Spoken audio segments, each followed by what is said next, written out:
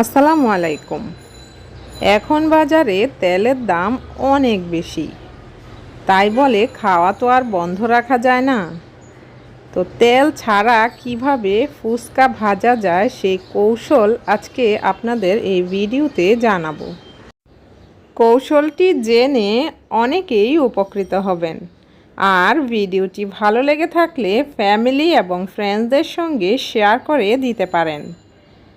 ভিডিওতে একটি লাইক দিতে কিন্তু ভুলবেন না। চলুন দেখে নিই। আপনি আমাদের চ্যানেলে নতুন হলে চ্যানেলটিকে সাবস্ক্রাইব করে অল নোটিফিকেশন অন করে রাখুন। এখানে আমি একটি কড়াইয়ের মধ্যে নিয়েছি লবণ। আমি এখানে 1 প্যাকেট লবণ নিয়েছি। এই লবণটা আমি আরও অনেকবার ইউজ করেছি। ইউজ করার পর ঠান্ডা করে আবার পলিথিনে ভরে রেখে দিবেন। এবার খুব ভালোভাবে লবণটা গরম করে নিতে হবে। যখন খুব ভালোভাবে গরম হয়ে যাবে, তারপর ফুচকাগুলো দিয়ে দিচ্ছি। দেওয়ার পর এবার ঘন ঘন নেড়ে নিতে হবে। তো নেড়ে তারপর চুলার আঁচটা একদম ফুল রেখে তারপরে এই কাজটি করতে হবে। তো লবণটা যেহেতু খুব ভালোভাবে গরম হয়ে গেছে, আপনি স্ক্রিনে দেখতেই পাচ্ছেন, নেড়ে নিচ্ছি আর ফুচকাগুলো খুব সুন্দরভাবে ফুলে উঠছে। তো এইভাবেই তেল ছাড়া খুব সহজেই কিন্তু লবণ দিয়ে এই ফুচকাগুলো ভেজে নেওয়া যায়।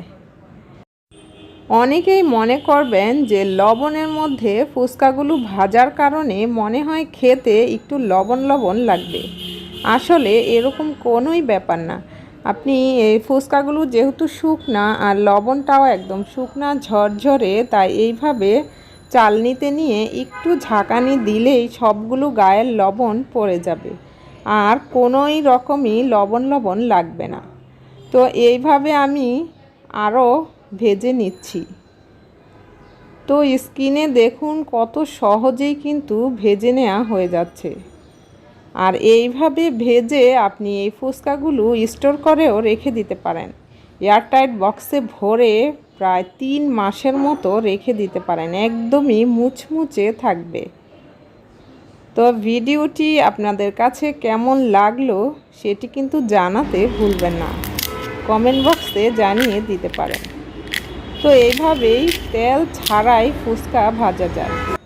অনেকেই এই কৌশলটি জানেন না, তাই আমার এই ভিডিওতে যারা এই কৌশল জানেন না তাদেরকে জানিয়ে দেওয়ার জন্যই তৈরি করা। আল্লাহ হাফেজ।